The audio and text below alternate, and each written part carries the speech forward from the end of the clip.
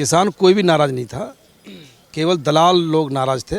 और सरकार हमारे बनने वाली है और गत जो 2017 में चुनाव जीता उससे हम अधिक जीतेंगे। तो रावण तो पहले से रावण था, रावण को तो हमेशा निकालने का काम किया है। जानते उसकी औकात क्या थी, हम जानते सहारनपुर के पास के गांव का रहने वाला है, कोई औकात नहीं है, न वो समाज टूटने वाला है। जिस समाज से आते हैं वो समाज बहुत उच्च समाज है, समरसता बहुत जगाता है। वो रावण का कोई औकात नहीं है जो बाबा जी के सामने आ सकता है। दीदी बंगाल से आती हैं और वो कहती हैं कि अगर यूपी में योगी बाबा आते हैं तो यूपी को खा जाएंगे। हाँ, तो वो बंगाल को खा रही है ना, यहाँ खाया नहीं है, यहाँ बढ़ाया है प्रदेश को। नमस्कार, मैं हूं केशव मालान और खबर इंडिया की टीम मौजूद है इस समय गोरखपुर। यानी कि गोरखपुर का नाम आते ही ध्यान में आता है गोरखनाथ मंदिर और फिर याद आता है योगी आदित्यनाथ। आजकल यहीं पर भाजपा नेताओं का जमावड़ा लगा हुआ है, लेकिन उससे बड़ी बात कि इस समय हमारे साथ खास बातचीत करने के लिए मौजूद हैं प्रदेश संगठन महामंत्री कर्मवीर सिंह। बहुत बहुत स्वागत है आपका खबर इंडिया पर।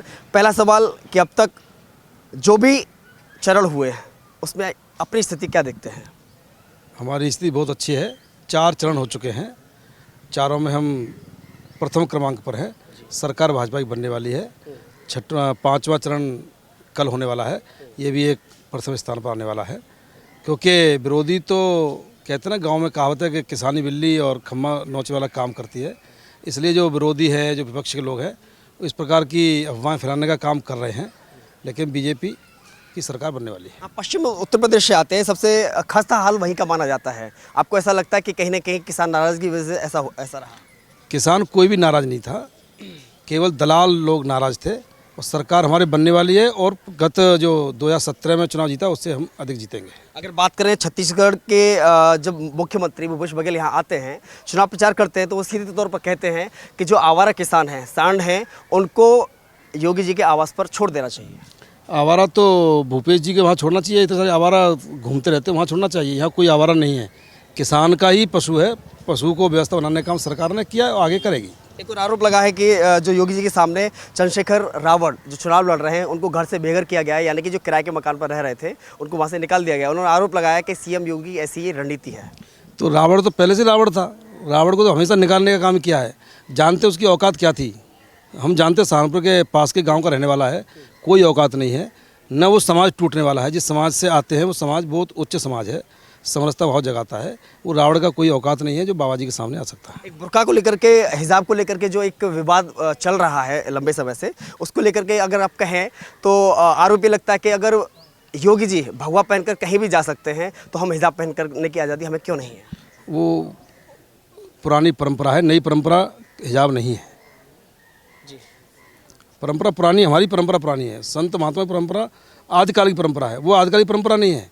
दो हमारे हिजरी संमत से लगाएंगे जब से परंपरा, हमारी आदिकालिक परंपरा है। राम से ही पहले की है, कृष्ण से भी पहले की है, ब्रह्मा जी के समय से परंपरा हमारी है, ये आदि परंपरा है। लेकिन ऐसा लग रहा है कि कुछ मुसलमानों को कुचला जा रहा है। ऐसा असदुद्दीन ओवैसी कहते हैं कि आज़ादी नहीं मिल रही, आज़ादी का हनन किया जा रहा है। वो कहने वाले कहेंगे, लेकिन स्वतंत्र है। इस भाजपा सरकार में सर्वाधिक सुरक्षित है तो मुस्लिम समाज ही है, और समाज को हमने अलग नहीं किया है, तो इसलिए सुरक्षित समाज है। जो लोग कुछ ऐसे हैं जो रोटी सेक रहे हैं राजनीति की, कभी आतंकवाद के नाम पर करते हैं, कुछ करते हैं, लेकिन मुस्लिम समाज के साथ रहने का प्रयास। दीदी बंगाल से आती हैं और वो कहती हैं कि अगर यूपी में योगी बाबा आते हैं तो यूपी को खा जाएंगे। हाँ, तो वो बंगाल को खा रही है ना, यहाँ खाया नहीं है, यहाँ बढ़ाया है प्रदेश को, प्रदेश का विकास किया है। सबका विकास सबका साथ, ये जो काम कहा है हमारे प्रधानमंत्री जी ने, उस काम को योगी जी ने आगे बढ़ाया है। और जो हमारी बहन जी बोलती है, उन्होंने खाने का प्रयास किया बंगाल को, वो खा रही हैं। इसलिए खाता व्यक्ति वो तो दिखाई देता खाना चाहिए। तो यहाँ भी एक षड्यंत्र के तहत ऐसे विपक्ष खड़ा हुआ है, लेकिन यहाँ चलेगा नहीं, कुछ चलेगा योगी का राज। आखिरी सवाल कि अब 3 चरण बाकी हैं, मतदाताओं से क्या अपील करना चाहिए? मतदाता का विकास हो रहा है, समाज का विकास हो रहा है, मतदाता हमारी ओर बढ़ रहा है, आगे बढ़ता जा रहा है।